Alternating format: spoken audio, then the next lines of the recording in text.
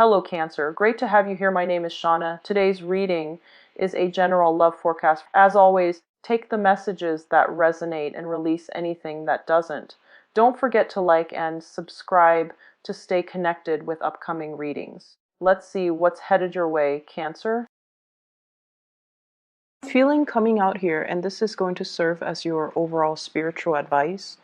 A need to look at things in a situation from a different vantage point so that you can come to a clearer understanding as to where you stand in relations to other people, why other people are not doing things the way that you would do things, and why your communication overall with another person might be contentious or difficult. And so the need to kind of step outside of our shoes, put ourselves in other people's shoes to understand, all the things that they've been through. It's like walking a mile in somebody else's shoes so that you understand the person that they are and how, their life experiences have kind of created the person that they are right now. And I feel like for a lot of you, your ability to sympathize, your ability to empathize and to understand another person is very immense and very, very deep. But I feel like in close interpersonal relationships as well, a lot of the times we lose our perspective, and a lot of the times too, our vision of what we want to build together as a relationship, as a unit, it might be, I guess, like it might be colored by our perception of what relationship entails, whether or not relationships are going to last, or whether or not we truly believe that relationships are meant to be, forever. So I feel like there might be some ideological clashes between you and a partner, between you and even a business partner, or between you and family members, based on the transient lifestyle that they have led. It's like they've been through a lot of turmoil and hardships in their own lives, and they don't see everything as permanent and long lasting, and it's really hard for them to kind of commit. And so it's kind of I don't want to say your destiny or your responsibility, because, they need to find that within themselves. But I almost feel like it is in your path to kind of show them that, hey, things are okay. We're in a different environment now. The times are different. So maybe you kind of need to open up, but understanding and have that baseline understanding of where the other person has come from, what they have to ward off or contend with in their past, and why it creates, this almost like paranoid person that they are, where they don't believe in permanence, where they don't believe in stability. That is really going to help you navigate this energy for this week, okay? First of all, in your love relationship sector, I have this card about control, okay? This is the Four of Pentacles, and I usually look at this card hanging on to earthly possessions, feeling a little bit paranoid that things are going to be ripped away from us, feeling like we need to cling on to everything that we have, and also almost like viewing other people as possessions, and almost viewing it's like being very closed off to the point where we need to be very protective. We need to take care of what's ours, which is honorable, and honestly, it's a good trait. But overdoing it can be detrimental. And I do feel a lot of the element of control when it comes to this card, clinginess, control, and wanting things a certain way. And I almost feel like, attributing our sense of self-esteem with our possessions, with the people that are in our midst. And I usually see it as like, the person that has like the trophy spouse, the trophy wife, the trophy husband, the eye candy, and that they can parade around town with someone who's very, very attractive, because they feel like it boosts their self-confidence when onlookers see that there was someone who's very attractive. They get a big ego boost. So it's kind of akin to that, and in a more in a lesser sense, when it comes to relationships, this is trying to control resources, trying to cling on to everything, because we automatically assume that our sense of self-worth, our sense of competence, and our sense of confidence is greatly linked in with the people we surround ourselves and the material possessions that we have in our midst.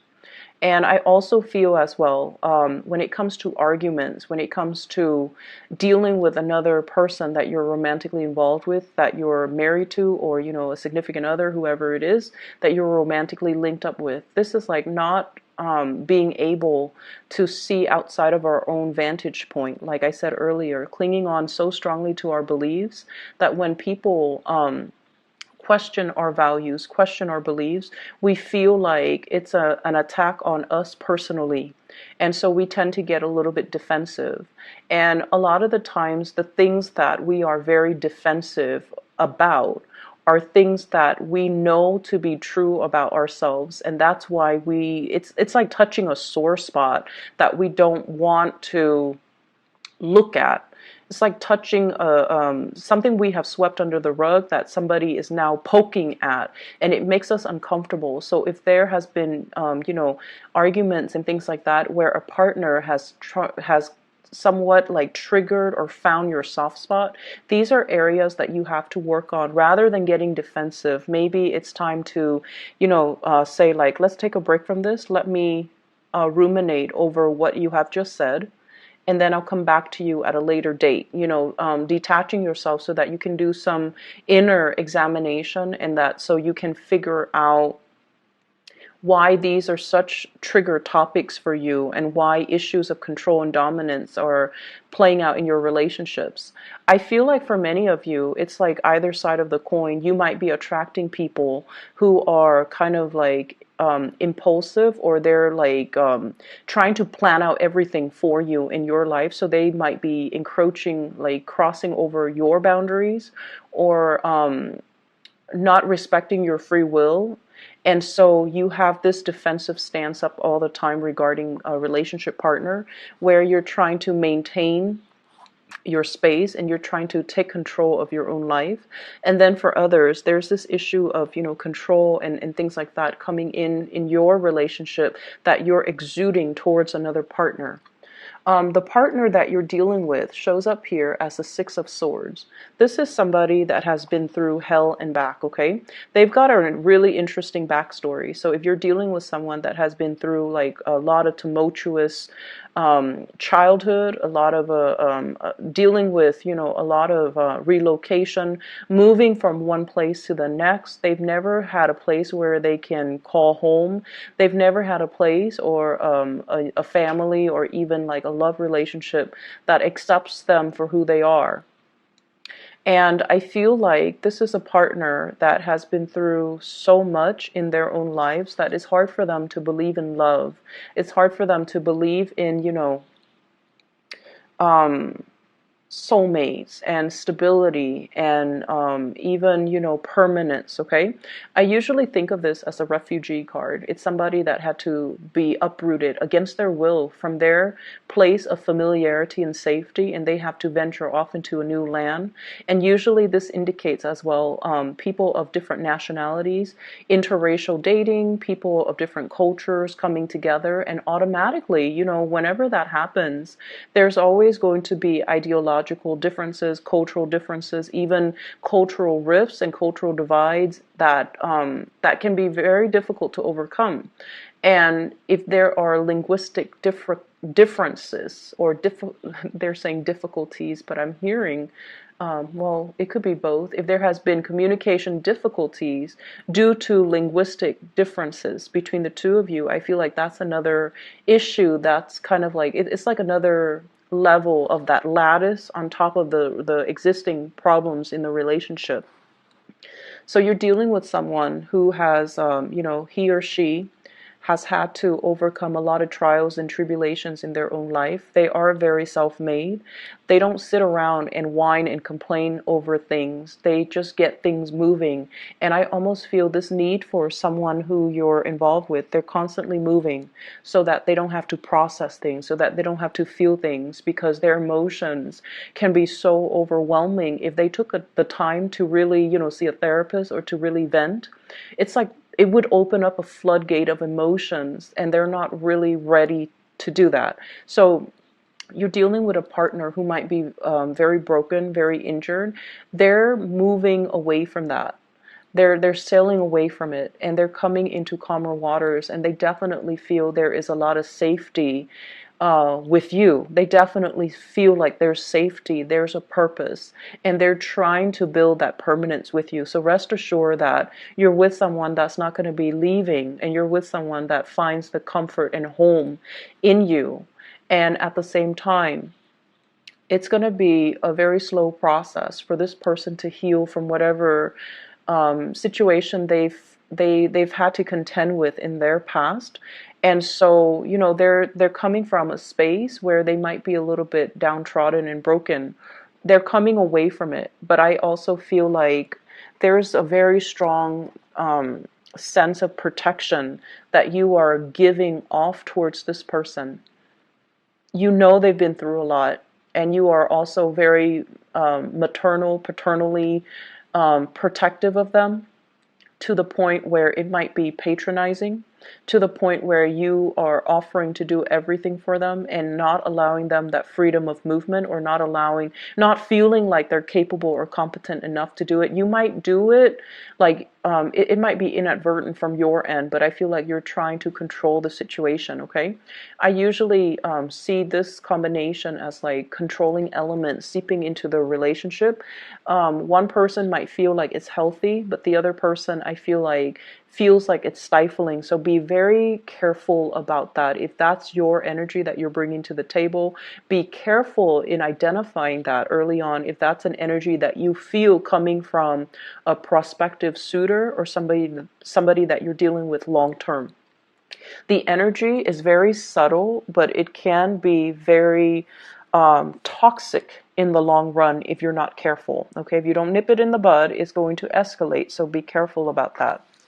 I also feel as well, others of you who are dealing with another person who's a lot more, I want to say, a lot more stable, is looking for permanence, is looking for kind of like home, okay? We have here the Queen of Wands, and this is a fire sign, Sagittarius, Aries, or Leo. And it's also echoed in this card here. This is the Knight of Wands, okay? Somebody who is foreign to you, so from a foreign land, a foreign location, a foreign country. This is somebody that is a Sagittarius, an Aries, or a Leo, Sun, Moon, or Rising. And what I feel coming in with this card is, this is somebody that's really, really, really fun to be with, okay? They exude a lot of excitement, a lot of passion. There could also be a lot of chemistry between the two of you. And the energy is really, really strong. They're very proactive. They get a lot of things done in their lives. They're kind of on top of this hill, like, I've made it. I'm now scanning around for a suitable partner, but somebody needs to be on my level. Otherwise, I'm not going to date them. So this is somebody who is quite picky. And if someone doesn't really, you know, they're on a hill, so they have a lot of prospects, right? They're looking at things from a bigger, larger vantage point, or a higher vantage point. And I feel like they see what you're about, and they need you to kind of like walk up this hill and meet them halfway, or they need to know that you're on their level in order for you to invest in them. And on your level doesn't mean material wealth. On your level doesn't mean professional like achievements. It basically means wanting the same things, wanting adventure, wanting expansion, wanting to, explore the world and look at the world as a playground, rather than, just going through the motions, work and home, and rather than looking at the world with a pessimistic view. I feel like they want an equal partner in fun and adventure, and I feel like they're going to be a really good person to travel with. They're a good person for you to expand your worldview, your consciousness with. This is not somebody who is narrow-minded, okay? I feel like, they have their preconceived notions, like what the world is supposed to be, but they also make a lot of allowances for other people. They tolerate. I'm getting like a very tolerance, a very understanding, a very maternal vibe with this person, where they care about people, they care about humanitarian ideals and goals. And I feel like they connect to people, not as foreigners or like you're from this country, you're from that country, but they have this sense of collective consciousness where they see everybody as a human race, and they don't have any prejudice, they don't have any narrow-mindedness or tunnel vision when they deal with other people. And I feel like for them, there's also this innocent, trustworthy, and trusting energy that they bring to the table, where they don't really believe anyone is out to hurt other people. So you might think it's naivety, but I feel like it's more giving everyone the benefit of the doubt. So you have someone that is really, it's like providing a breath of fresh air in your life and a fresh perspective. And because of that, I almost feel like they're really exciting to be around. And I feel that you are trying to build wealth with this person, okay? I have here the Ten of Pentacles. This is an escalation in the relationship. The way that this card is depicted is almost like castle in the clouds, right? Castle in the clouds, dreaming and conjuring up, this ideal family image, this sort of like a grand match between two people, where the two people have the same educational level of attainment. If, for example, you have a PhD, they have a PhD. If you have a master's, they have a master's. If you have a law degree, they might be, if you're a lawyer, they might be a doctor. It's somebody who's very, very similar in professional achievements, educational achievements, someone who is a really, really good match. And for those of you who are in arranged marriages, I feel like your parents or whoever is setting you up might have somebody in mind for you who is a really, really good match. So a really suitable match for you, not just materially and professionally, but also a very good match for you on a spiritual level, and that will really allow you to grow and have a really fun relationship, as well as a stable, suitable relationship. You know, when I look at this card, I think about royalties and how back in the days, people kind of like, it's like a political marriage. But I feel like with this card and with the energies that it's wedged in between, you're meeting somebody that is a really good match for you. And I feel like there is this nesting instinct that's going to come naturally to the two of you. Okay, nesting instincts, people assuming their specified gender roles. So even for same-sex couples, it's almost like one person will step up and assume the feminine role, the other person will automatically then assume the masculine role. So whatever that means to you in every relationship, even same-sex relationships, we kind of need to embody the yin and yang energy in order for the energy to flow well. And I feel like there's this natural affinity that you have with another person, where one person embodies the yin energy and the other person that yang energy, and so things will move along very, very smoothly. And as a result of that, we're going back to the first card. This is about, relinquishing control.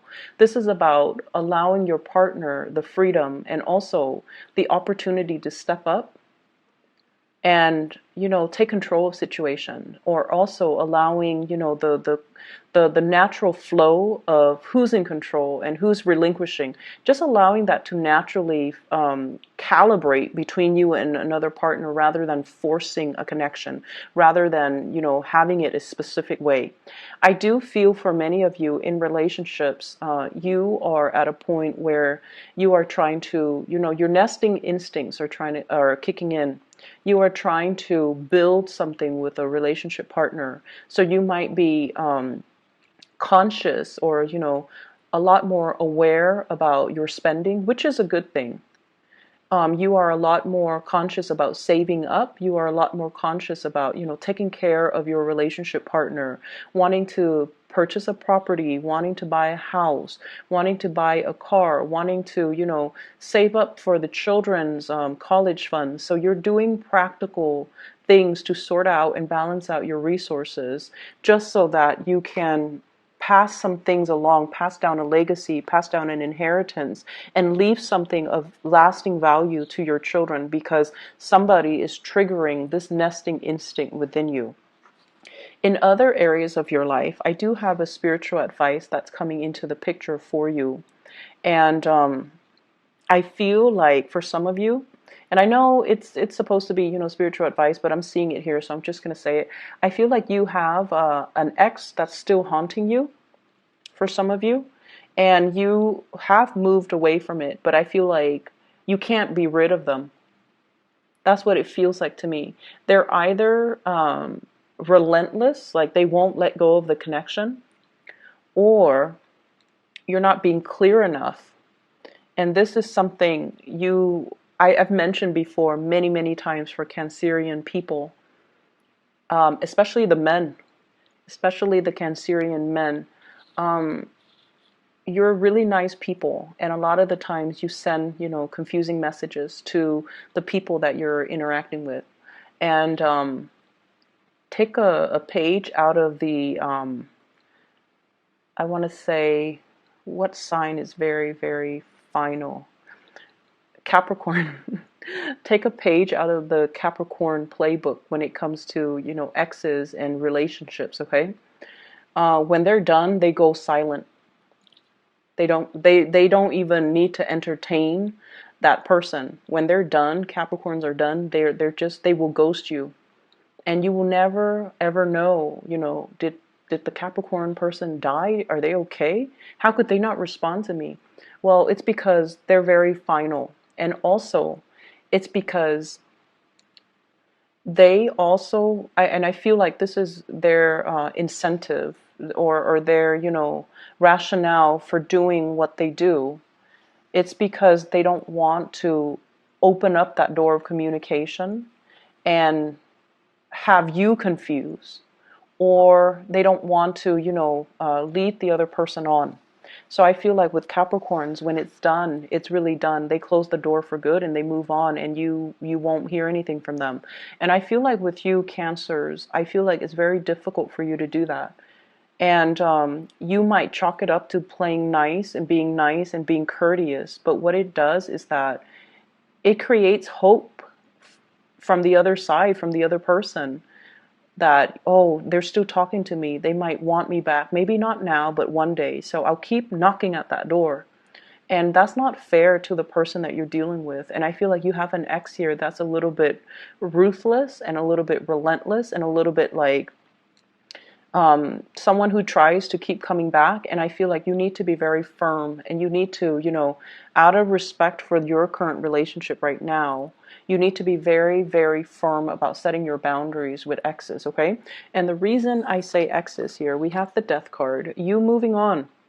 You've already decided you're going to move on. You've already physically, emotionally, mentally moved on, and somebody's coming knocking. Someone who still carries a torch for you. Someone who might have had like a very passionate one-night stand, fling, relationship, even marriage with you, and they're relentless. They're pursuing you, and they don't even have to be a fire sign. I just feel their energy floating around you, and I feel like, first, you were stuck in limbo, waiting on this person, waiting for things to get better. You've moved on your own. You've moved on. And I feel like you might have been waiting for them while they were going around, trying to find themselves, and quote unquote on that. It's like trying to find themselves. They were like too selfish to be in a relationship. They were just like not taking you seriously while you spent a lot of time waiting around for them. And then they choose to come back and give you communication whenever they felt like it. With this Eight of Wands here, this is swift, fast communication, travel, movements, and whatnot. And I feel like, when the communication was not responded in the manner that they hope, they come out and they physically show themselves in real time, like showing themselves, and you've tried to move on. So it seems like there are some lingering energies with exes and things like that, and you kind of need to let go. And I see like many of you don't have a choice. You're letting it go because it's really interfering with your current relationship, and you're trying so hard to build that up and to maintain that. And good for you for realizing and recognizing that, because I feel like the ex keeps knocking on your door, and you can't send out mixed signals. Okay, it's very counterproductive, and energetically, it's just it's not a wise move for you and for the other person. So lay it to rest.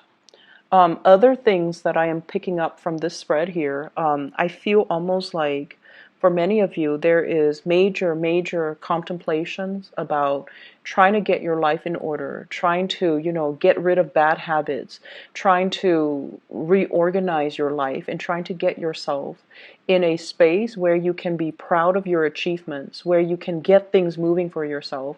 So I almost feel like this fire lit up under you, where you're like, okay, I need to get things done. I've been stalling.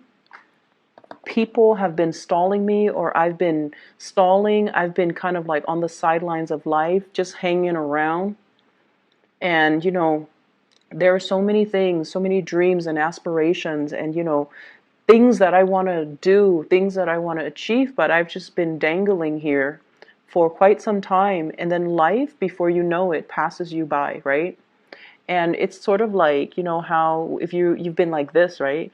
And then you get yourself out of this situation and you turn yourself upright, you have this massive head rush, right? Like it just feels otherworldly. So I feel like that's the head rush.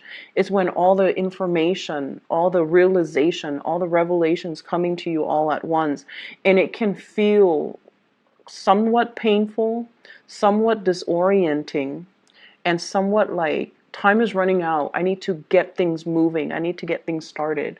And I feel like this week is all about continuing what you are doing, but doing it with a sense of urgency. And then I also feel like something is lighting a fire under you, and you're like, I need to achieve, I need to get out, I need to branch out, I need to get moving. So with this swift moving card, this is the rocket here. And I feel like, you're trying to get a lot of things finished, a lot of things wrapped up, a lot of things moving from your end. And I keep seeing oxygen deprivation, like for some reason, with the hangman and also with this card. So if you are a heavy smoker, okay, if you are a heavy smoker, I feel like you're going to try to wean yourself away from it, which is going to be great. And then if you whatever you partake in, and it involves, oxygen deprivation, try to wean yourself away from that, because I feel like a lot of the times, we need we need all the oxygen to our brain so that we can make clear decisions, so that we can, think clearly, think quickly, and be able to kind of systematically process information. So I feel like maybe taking that element, smoking and whatever, away from your life is really going to help dramatically. It's going to lift that mental fog, that sense of fatigue that you've been feeling. And it might help with concentration. It might help with a lot of things. You never know. So I'm going to leave it at that. I feel like you're trying to make a lot of changes in your life. The process is slow, and it has been stalled, I feel, because of your unwillingness to change and to kind of like get moving. But I feel like coming in for this week, you are very determined, and you're going to be successful when you are determined. So whatever small steps that you need to take, start it, because those are like the first few steps that you need to take in the right direction. So, it's never too late. Just small steps, okay? And don't push yourself. Don't beat yourself over like not being able to make the big steps just yet. For those of you who have recuperated from like surgeries or even like accidents and things like that, small steps, okay? Small steps and steady progress is going to be your friend, all right? I'm going to leave it at that. And Cancers, take care of yourself, okay? I'll be back next week. Bye-bye.